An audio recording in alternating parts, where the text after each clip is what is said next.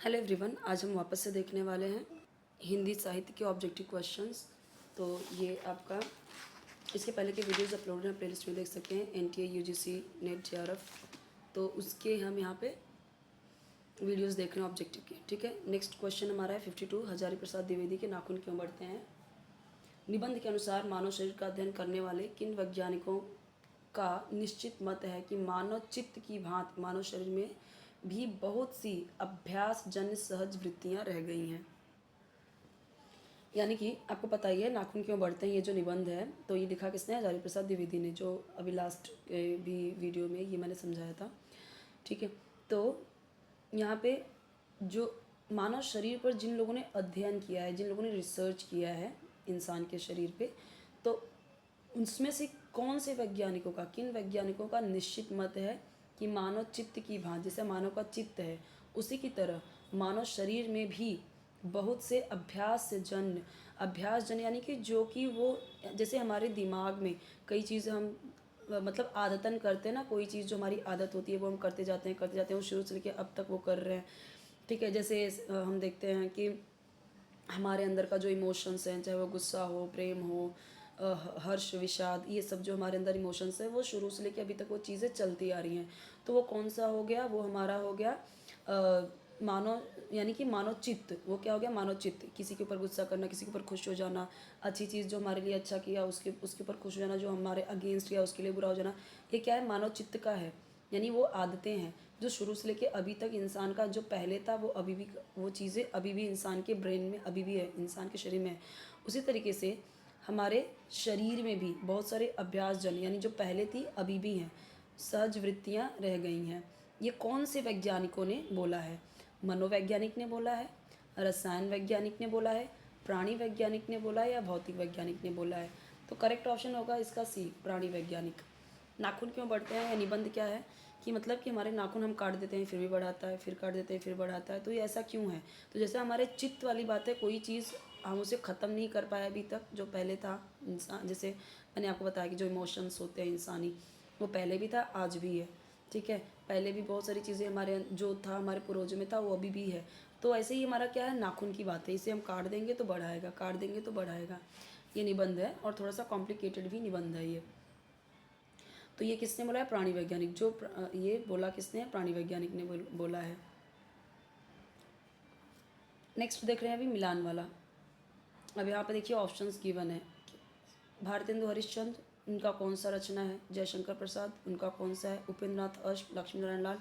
तो इसमें से तो आप समझ सकते हो। तो भारतेंदु हरिश्चंद्र ने कौन सा लिखा है, जयशंकर ने कौन सा लिखा है। तो देखिए करेक्ट ऑप्शन है आपका बी। बी में मैं मैच कर देती हूँ। देखिए ए का 1 में जाएगा,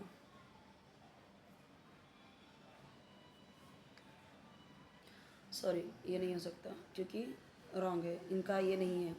ठीक है, ये करेक्ट ऑप्शन आपका है ए। ठीक है, अब यहाँ पे समझिए ए का किस में जाएगा, 4 में, मुद्रा राक्षस, क्योंकि उन्होंने लिखा है। तो वो जो मैंने आपको बोला बी, तो वो तो पॉसिबल ही नहीं, क्योंकि उन्होंने ये लिखा ही नहीं है। ठीक है, और क्योंकि ये किसने लिखा है, ये तो जयशंकर प्रसाद ने लिखा है, जन्मेजय का नागियक। ओके, तो यहाँ पे देखिए बी का किस में आएगा, बी का 1 में। ठीक है, फिर सी का किस में जाएगा, 2 में। बचा डी आपका, तो डी का किस में, 3 में। तो इसका रट्टा मार लीजिए, जैसे विजय शंकर प्रसाद, जन्मेजय, जय जन्मेजय, ऐसे हाफ हाफ करके रन कीजिए। भारतेंदु मुद्रा राक्षस, भारतेंद्र मुद्रा राक्षस। ठीक है, जयशंकर जय जन्मेजय, जय जन्मेजय, ऐसे लन कीजिए। उपेंद्र जय पराजय, लक्ष्मी कलंकी, या पूरा भी लन कीजिए। जैसे अगर आपको जो जो ईजी लगे वो ईजी तरीके से लन कर लीजिए, और एक आक लग रहा है हार्ड है तो उसको रट्टा मार लीजिए कि, और ये सब हम लर्न करते हैं बहुत 8वीं 9वीं से ही, ये सारे किसने क्या लिखा है वो लर्न करना पड़ता है। नेक्स्ट यहाँ पे देखिए, रस निष्पत्ति के व्याख्याकारों में से किसने अनुमान को महत्व देकर चित्र तुरंग न्याय की चर्चा की है। ओके, तो 4 ऑप्शंस गिवन है, यानी रस निष्पत्ति के व्याख्याकारों में से किसने अनुमान को महत्व देकर अनुमान को महत्व दिया है और चित्र तुरंग न्याय की चर्चा की है। तो इसमें से करेक्ट ऑप्शन होगा आपका शंकुक। अभी यहाँ पे क्या है कि सब देखो, यहाँ पे भट्ट लोल्लट, भट्ट नायक, अभिनव, सब में भ तीनों नहीं है। जितने भ वाले हैं एक भी नहीं है। जो डिफरेंट है सबसे वही है, ऐसे समझ लो। इसमें ये ट्रिक लगा सकते हो आप। तो जितने ये भ वाले हैं वो नहीं है, डिफरेंट कौन है वो है। इसका ऐसे लर्न कर सकते हो। ये क्वेश्चन बट ध्यान में रहना चाहिए। ओके, चलो अभी नेक्स्ट देखते हैं। आई होप कि आपको ये समझा होगा। ऐसे ही दिया हुआ है यहाँ पे सूची मिला, जैसे हमने पहले देखा। पत्रकार और पत्र, ये पत्रकार के नाम है और ये उनके पत्र हैं, पर सही कौन सा है बताना है हमें। तो आपका इसमें देख सकते हो, इसका करेक्ट ऑप्शन आपका है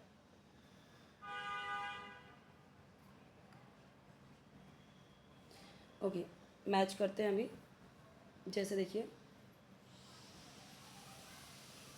ए है तो ए का किस में जाएगा, 2 में, ठीक है। बी का किस में जाएगा, 1 में, ओके। और सी का किस में जाएगा, 4 में। और डी का किस में जाएगा, 3 में।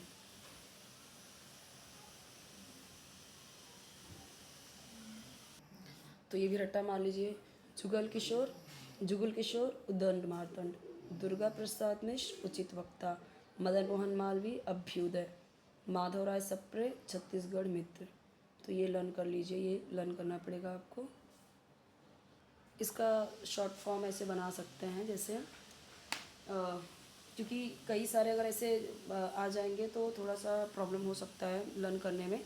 इसका शॉर्ट फॉर्म मैं बनाती हूँ, कैसे हो सकता है देखो। जैसे मान लो कि ये जुगुल, मदन, माधव ये सब लड़के हैं और एक लड़की है यहाँ पे दुर्गा। तो ऐसे हम बना सकते हैं कि देखो, मदन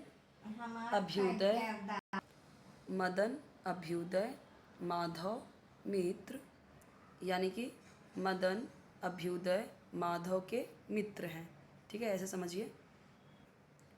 जुगुल उदंत है, यानी जुगुल कैसा है, उदंड बालक है। दुर्गा उचित, यानी दुर्गा कैसी उचित है, यानी ये सारे लड़के कैसे हैं, उदंड हैं और माधव के मित्र हैं, और दुर्गा सिर्फ उचित है। इसका मैं आपको शॉर्ट फॉर्म बताती हूँ। जैसे देखो मदन अभ्युदय, यानी मदन अभ्युदय, मदन यानी मदन मोहन मालवीय। तो उन्होंने क्या लिखा है, कौन सा उनका है, यहाँ पे देखो उनका पत्र कौन सा है, मदन मोहन मालवीय का अभ्युदय, ठीक है। तो मदन अभ्युदय माधव मित्र, माधव का मित्र, यानी कौन सा मित्र, छत्तीसगढ़ मित्र। जब आप ऐसे देखोगे तो समझ में आ जाएगा ना आपको, छत्तीसगढ़ मित्र। जुगुल उदंत, जुगुल कैसा है, जुगुल भी कैसा है, उदंत है, यानी उदंड है, ऐसा समझिए। जुगुल भी कैसा है, एकदम उदंड बच्चा है। दुर्गा कैसी है, उचित है, यानी ये सारे के सारे लड़के जो हैं, सारे के सारे लड़के कैसे हैं, उदंड हैं, सब माधव के मित्र हैं। और दुर्गा कैसी है, उचित है, यानी सारे लड़के उदंड टाइप हैं और एक लड़की है जो दुर्गा है वो उचित है, अच्छी है। ये शॉर्ट फॉर्म है, मतलब ऐसे आप थोड़ा सा लर्न करनी, थोड़ा फनी तरीके से ऐसे याद कर सकते हो, ठीक है। तो ऐसे आप समझ सकते हो इसको। मदन अभ्युदय माधव मित्र, जुगुल उदंत दुर्गा उचित। मदन अभ्युदय माधव के मित्र हैं, जुगुल भी उसका मित्र है, लेकिन कैसा है, वो भी उदंड है। ये सब के सब बच्चे कैसे हैं, उदंड है। मदन अभ्युदय माधव मित्र जुगुल उदंत, सब के सब कैसे हैं, उदंड हैं। दुर्गा कैसी है, उचित है। एक लड़की का नाम है सिर्फ, वो कैसी है, उचित है। बाकी ये सब कौन है, लड़के हैं। ये ऐसा कुछ मत सोचिए कि लड़के के लिए ऐसा कुछ बोला जा रहा है, वैसा कुछ नहीं है। यहाँ पे सिर्फ फनी वे में मैं आपको ये समझा रही हूँ कि कैसे होगा, ये ऐसे समझ सकते हो। क्योंकि कई सारे ऐसे मैच द फॉलोइंग हैं, अभी ऐसा ये भी आप कुछ अलग तरीके से बना सकते हो। इसका भी मैं शॉर्ट ट्रिक आपको समझा देती हूँ। जैसे कि आप ऐसे समझ सकते हो कि भारत में क्या होते हैं, राक्षस, और उनका संहार करने के लिए उनको भारतेंदु हरिश्चंद्र यानी भारत में क्या होते हैं, मतलब क्या जन्म लिए, राक्षस। उनका वध करने कौन आते हैं, लक्ष्मी नारायण किस अवतार में, कल्कि अवतार में। ऐसे समझिए अपने हिसाब से, लक्ष्मी नारायण आते हैं कल्कि अवतार से। ठीक है। उपेंद्र नाथ का मतलब क्या, उपेंद्र नाथ भी विष्णु का ही नाम है। तो उपेंद्र नाथ नहीं डरते जय पराजय से, या उपेंद्र नाथ की जय यानी विष्णु भगवान की जय। जय शंकर प्रसाद, और इसे ऐसे समझ सकते हैं, शंकर, जय हो शंकर की, और उनके गले में क्या होता है, नाग। ऐसे आप कोरिलेट करके समझ सकते हो, यानी कि या फिर जय जन्मेजय, इतना भी लन को मैं तो ऐसे ही याद की थी, जय शंकर का कौन सा है, जय जन्मेजय, जय जन्मेजय का नाग यज्ञ। तो ऐसे जय जन्मेजय का नाग यज्ञ याद कर लेते हैं तो फिर ये समझ में आता है कि जय शंकर का है जय जन्मेजय का नाग यज्ञ। तो ये ऐसे कोरिलेट करके आप समझ सकते हो, इससे क्या हो जाता है, थोड़ा इजी हो जाता है। भारतेंदु हरिश्चंद्र यानी कि भारत में भारतेंदु हरिश्चंद्र उनका क्या है, मुद्रा राक्षस नाटक है। तो भारतेंदु भारत में राक्षस जन्म लेते हैं, उनको मारने के लिए लक्ष्मी नारायण कल्कि का अवतार लेते हैं। ठीक है। उपेंद्र नाथ यानी विष्णु भगवान जय पराजय से नहीं डरते, ऐसे। ठीक है। उपेंद्र नाथ यानी विष्णु भगवान उपेंद्र नाथ जय पराजय से नहीं डरते। और शंकर, जय हो शंकर जी की, या शंकर जी के गले में क्या होता है, नाग होता है। तो या फिर ऐसे आप इस तरीके से याद कर सकते हो, ऐसा मतलब दिमाग में बैठा के सोच सकते हो, ऐसा सोच सकते हो, और ये ताकि लर्न हो जाए आपको, तो इजी हो जाता है। ठीक है। भारत में जन्म लिए राक्षस, उनका वध करने के लिए लक्ष्मी नारायण ने लिया कल्कि का अवतार। उपेंद्र नाथ की जय पराजय से वो नहीं डरते, उपेंद्र नाथ जय पराजय से नहीं डरते। और शंकर जी के गले में नाग, या जय जन्मेजय, ऐसे आप लर्न कर लीजिए, जय शंकर जी की जिनके गले में नाग है। ठीक है। तो ऐसे याद कर लेना, पर ये याद होना चाहिए कि पूरा नाम क्या है, और जब आप देखोगे तो आपको पता चल जाता है, जब आप शॉर्ट ट्रिक लर्न कर लेते हो ना, तो फिर वो देखते ही आपको याद आ जाता है। आगे देखते हैं अभी 56 वाला। तो 56 में यहाँ पे देखिए, रचनाकार और आत्मकथाओं के कौन से मेल सही हैं। ओके, तो रचनाकार और उनकी आत्मकथा कौन सी है, तो इसका करेक्ट ऑप्शन देखो, अगर हम देखें तो ऑप्शंस देख लेते हैं पहले। 2 3 5 1 2 4 3 4 5 1 2 3, करेक्ट ऑप्शन होगा आपका 1 2 4, यहाँ पे 1 2 4। ओके,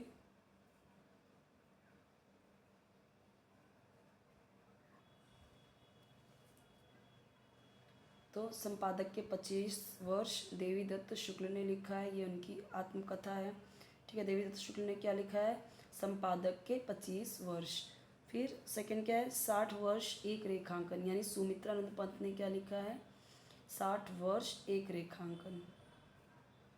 पद्म लाल पुन्नालाल बख्शी ने क्या लिखा है, मेरी अपनी कथा। आवारा मसीहा के आधार पर, बहुत जगह पे बार बार आवारा मसीहा आ रहा है, तो ये आप पढ़ लें तो ज़्यादा अच्छा है। ठीक है। आवारा मसीहा के आधार पर निम्नलिखित में से कौन से कथन असत्य हैं, यानी कि आवारा मसीहा के आधार पर इसमें से कौन सा स्टेटमेंट रॉन्ग है। ऑप्शंस यहाँ पे आपको गिवन है, देखिए। ओके, तो करेक्ट ऑप्शन होगा आपका सी, 1 2 5। ये जो दिए गए हैं ये आपके आवारा मसीहा के ही स्टेटमेंट्स हैं। ठीक है।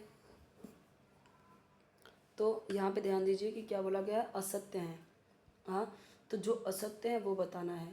तो ये और ये असत्य स्टेटमेंट हैं। तो नागपुर के कांग्रेस अधिवेशन में देशबंधु चाहते थे कि असहयोग का प्रस्ताव पास हो, तो ये क्या है, असत्य है। देशबंधु अपने खर्चे पर 200 प्रतिनिधियों का दल लेकर आए थे, ये भी स्टेटमेंट रॉन्ग है, इसीलिए बोला है कौन से कथन असत्य हैं वो बताना है। देशबंधु के वकालत छोड़ने के समय शरद बाबू वडोदरा में रहते थे, ये भी रॉन्ग है। नेक्स्ट देखिए, दीक्षित परसाराम दादो है विदित नाम, जिनकी ने यज्ञ जा की जग में बढ़ाई है, इन पंक्तियों से निर्मित छंद में रीतिकाल के किस कवि ने अपना परिचय दिया है। सी, करेक्ट ऑप्शन क्या आएगा, सी।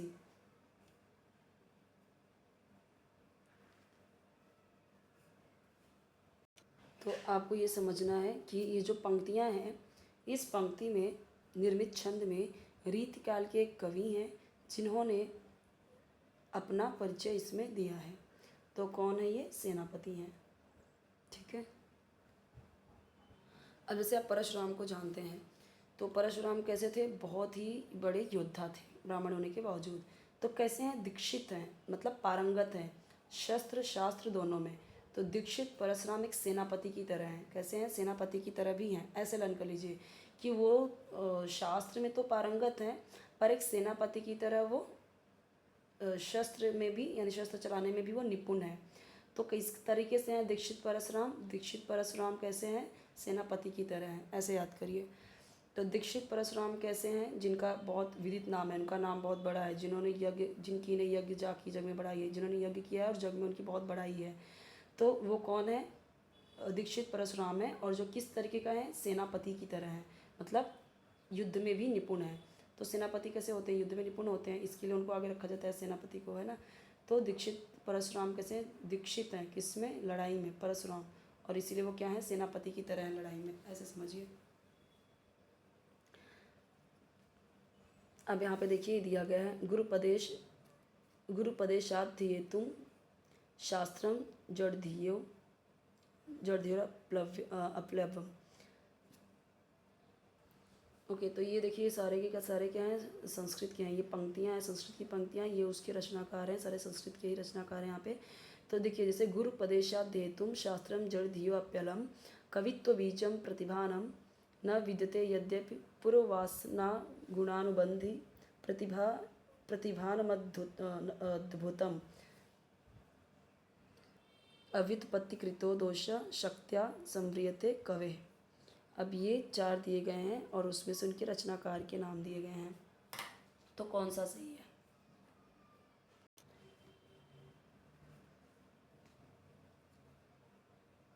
करेक्ट ऑप्शन है आपका बी।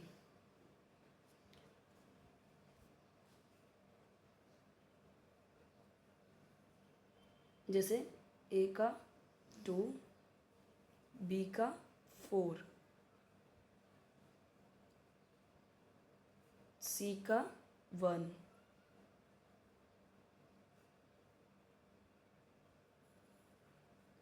डी का 3।